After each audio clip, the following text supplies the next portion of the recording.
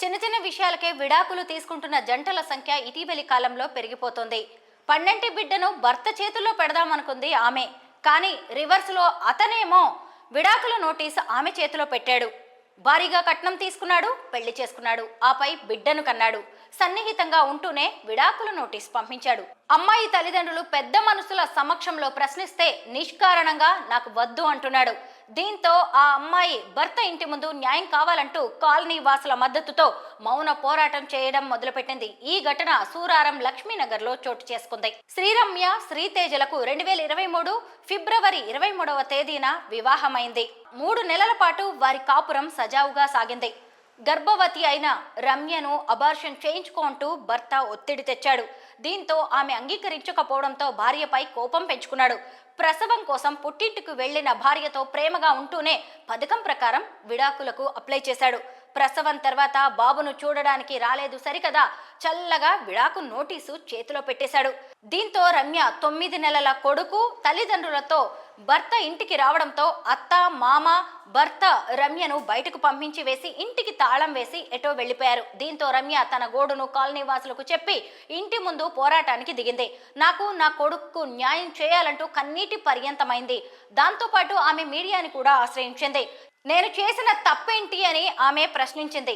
ఇదంతా పెద్ద విషయంగా మారడంతో మీడియా వరకు రావడంతో ఆ భర్త దిగివచ్చాడు. పోలీసులు అతన్ని పిలిచి కౌన్సిలింగ్ ఇవ్వడం మొదలుపెట్టారు. భార్య భర్తను కూర్చోబెట్టి వాళ్ళ సమస్య ఏంటి, ఇక ఏం చేస్తారు, ఈ అమ్మాయి భవిష్యత్ ఏంటని పోలీసులు అడగడంతో తాను ఆ అమ్మాయిని తీసుకువెళ్తానని సెపరేట్గా కాపురం పెట్టాలనుకుంటున్నట్టుగా చెప్పారు. నేను రమ్యతో మాట్లాడినప్పుడు అయితే తనకి ఇలాగా సెపరేట్గా కాపురం పెట్టడం, అత్తమామల నుంచి దూరంగా వెళ్ళడం ఏమాత్రం ఇష్టం లేదని ఆవిడ అన్నారు. అలాగే పోలీసులు మరోమారు వారికి కౌన్సిలింగ్ ఇస్తున్నారు. మొత్తం మీద పోలీసుల కౌన్సిలింగ్ ఫలించి వాళ్ళిద్దరి మధ్య ఉన్న మనస్పర్ధలు తొలగి వారిద్దరూ ఒక్కటైతే బాగుంటుంది. అయితే రమ్య తన భర్త అత్తింటి వాళ్ళ గురించి ఏం చెబుతుందో ఇప్పుడు చూద్దాం.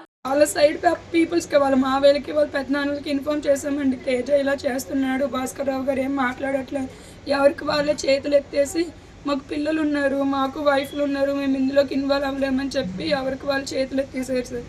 ఇంక చేసేది ఏం లేక స్టేషన్కి వెళ్ళి చెప్తే 498 వెయ్యమ్మ, కౌన్సిలింగ్కి పిలిపించి తన ప్రాబ్లం ఏంటో మాట్లాడదాము అన్నారు.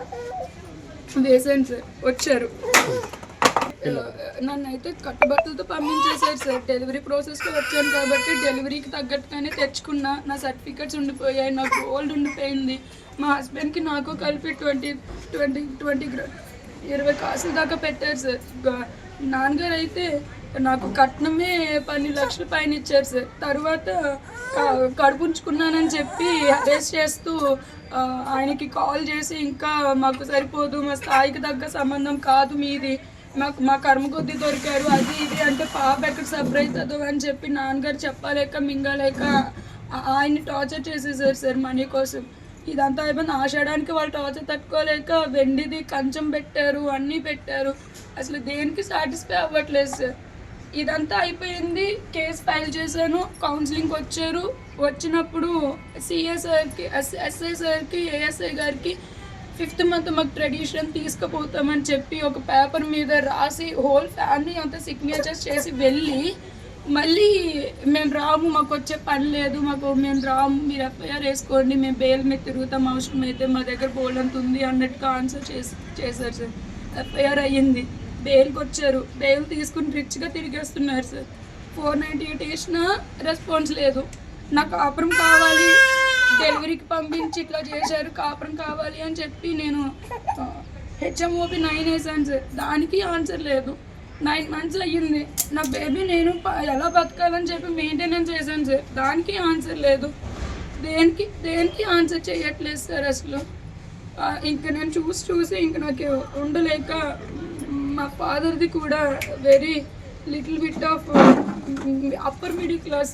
నాకు ఒక బ్రదర్ ఉన్నారు, ఆయనకి ఇంకా మ్యారేజ్ కాలేదు. ఇప్పుడు నేను ఆ ఇంట్లో పడి ఉండడంతో నాన్నగారికి పెళ్ళికి 20 లక్షల పైన అప్పు అయిపోయింది. వీళ్ళకి ఇచ్చింది కాకుండా 20 లక్షల పైన అప్పు పడిపోయారన్న విషయం నాకు తర్వాత తెలిసింది. మా అన్నయ్యకి సంబంధాలు రావట్లేదు. అన్నయ్య లైఫ్ పాడైపోయింది. నేను అక్కడే ఉండిపోయా. ఫైనాన్షియల్గా ఏమీ లేదు. కోర్టు కేసెస్కి తిరగలేకపోతున్నారు. నా గోల్డ్ ఉండిపోయాయి, నా సర్టిఫికెట్స్ ఉండిపోయి, ఏమీ లేదు. ఏం మాట్లాడినా కోర్టులో తేల్చుకుంటా అంటున్నారు. ఇదంతా కాదు, డైరెక్ట్గా మాట్లాడదామని చెప్పి మొన్న సండే వచ్చాను సార్. సండే వస్తే గుమ్మం దగ్గర నుంచి నూకేస్తున్నారు బయటికి. ఎందుకు వచ్చావు నువ్వు, కోర్టులో కేసు ఉంది కదా, కోర్టులో తేల్చుకో, నువ్వు రావడానికి కుదరదు అని నన్ను. మీరు అసలు పెద్దోళ్ళైనా మీకు బుద్ధి ఉందా లేదా, ఎట్లా తీసుకొస్తారు అని చెప్పి వీళ్ళని అందరినీ తిట్టేస్తున్నారు, అరిచేస్తున్నారు. నాకు ఉండే రైట్ ఉంది, నువ్వు నోటీస్ ఇచ్చావు తప్ప డివోర్స్ ఇవ్వలే కదా, నాకు నా బిడ్డకి నువ్వేగా చూడాలని చెప్పి నేను కూడా ఆన్సర్ చేసి నేను లోపలికి వెళ్ళిపోతుంటే బ్యాగులు బయట పాడేస్తారు, లాక్స్ వేసేస్తారు. ఈ లోపు స్టేషన్ నుంచి కానిస్టేబుల్స్ను పోలీసులు ఎవరిను కానీ మా మావయ్య గారు వెళ్ళి తీసుకొచ్చారండి. మా ఇంటి దగ్గర గత్తరైపోతుంది అని చెప్పి వాళ్ళు వచ్చారు, కూర్చున్నారు. ఏమేందమ్మా అంటే చెప్పాను సార్. వీళ్ళదే తప్పన్నారు. డెలివరీకి పంపించి కేసు వేయడం ఏంది, ఇది అసలు కరెక్టే కాదు కదయ్యా, నీకు అమ్మాయి వాళ్ళ ప్రాబ్లం ఉంటే ప్రెగ్నెన్సీ కన్ఫర్మ్ అవ్వకూడదు కదా అని చెప్పి మాట్లాడినా కూడా అన్నిటికీ దేవుడే దిక్కు, ఇది రాత ఎట్లా ఉంటే అట్లా పోతుంది. నాది దేవుడే చూస్తాడంట, బిడ్డది దేవుడే చూస్తాడంట. గాలికి పుట్టాడు, గాలికి పెరిగాడు,